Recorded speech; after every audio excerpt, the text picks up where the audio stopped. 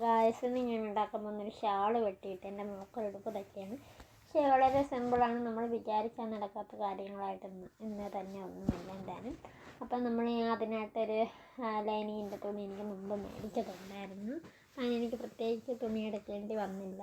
അപ്പം അത് യോജിപ്പിച്ച് അടിയിലോട്ട് ലൈനിങ് ഇടാമെന്ന് വിചാരിച്ചു. അപ്പം ഞാൻ ആദ്യം ആ നൈസ് തുണിയാണ്, അത് ഷാളിൻ്റെ പ്രത്യേകം നമുക്കറിയാമല്ലോ. അപ്പം നമ്മളത് രണ്ടായിട്ട് മടക്കിയിട്ടിട്ട് നമ്മളത് വെട്ടിയിടുന്നു. ഞാനൊരു മൊബൈൽ എൻ്റെ ഒരു കയ്യിലും കത്രിക എൻ്റെ ഒരു മറ്റൊരു കയ്യിലും കൂടെ ആകുമ്പോഴത്തേക്ക് എനിക്ക് എല്ലാ വീഡിയോ അപ്ലോഡ് ചെയ്യാൻ പറ്റുന്നില്ല.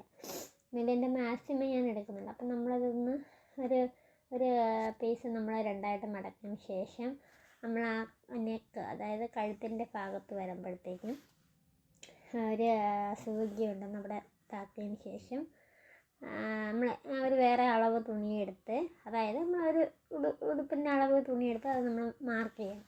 മാർക്ക് ചെയ്തിട്ട് നമുക്ക് റൗണ്ട് ഷേപ്പാണെങ്കിൽ റൗണ്ട് ഷേപ്പ് ഈ മാർക്ക് ചെയ്യുമ്പോഴത്തേക്കും നമ്മൾ ഒരു 1/2 ഇഞ്ച് ശകലവും കൂടി ഇടണം. കഴുത്തിൻ്റെ അവിടെയും കയ്യിൻ്റെ അവിടെയും കയ്യിലെ കുഴിയുടെ അവിടെയൊക്കെ മാർക്ക് ചെയ്തതിന് ശേഷം നമുക്കത് നല്ല ഈക്വലായിട്ട് വെട്ടിയെടുക്കാം. അപ്പോൾ വെട്ടിയത് ഞാൻ ഇപ്പോൾ കഴുത്ത് വെട്ടിയിട്ടുണ്ട്. ഇനി നമ്മൾ കൈ വെട്ടണം. കഴുത്തിൻ്റെ കണ്ട. അപ്പോൾ ഇതേ കണക്ക് ഷേപ്പായിട്ട് വെട്ടിയിട്ട് ഞാൻ ഈ രീതിയിലാണ് ഞാൻ മറിച്ചിട്ടടിക്കുന്നത്. അതായത് തയ്യൽ തുമ്പൊന്നും വെളിയിൽ കാണാത്ത രീതിയിൽ. അപ്പോൾ അത് നിങ്ങൾ ആവശ്യപ്പെട്ടാൽ ഞാൻ അങ്ങനെ ഒരു വീഡിയോ ചെയ്യാം. അപ്പോൾ എന്നിട്ട് ഞാൻ ബാക്ക് ഓപ്പണാണ് വെച്ചിരിക്കുന്നത്. അതിലും ഞാൻ നല്ലതുപോലെ തയ്ച്ചിട്ടുണ്ട്. അപ്പോൾ എനിക്ക് വലിയതായിട്ട് തയ്യലെന്ന് പറയുന്നത്, പക്ഷേ എൻ്റെ അമ്മയ്ക്ക് നല്ല തയ്ക്കാൻ അറിയാം. പക്ഷേ ഞാൻ കണ്ടുപഠിച്ച് അളവൊന്നും എടുത്ത് പഠിച്ചതല്ല. ഒരു തുണിയുടെ അളവിട്ട് വെട്ടിയാണ് ഞാൻ പഠിച്ചത്. കണ്ട. അപ്പം അവിടെ ജോയിൻറ്റിൻ്റെ ഭാഗത്ത് കുറച്ച് തുണിയുടെ ഇതുണ്ടായിരുന്നു. അങ്ങനെ അത് ഞാൻ മറ്റേത് വേറെ ലൈനിങ്ങിൻ്റെ തുണിയിൽ നിന്ന് ഞാൻ അഡ്ജസ്റ്റ് ചെയ്തൊക്കെ വെട്ടിയൊക്കെ എടുത്തു. ഫൈനലി നമ്മളത് യോജിപ്പിക്കുന്നതാണ്.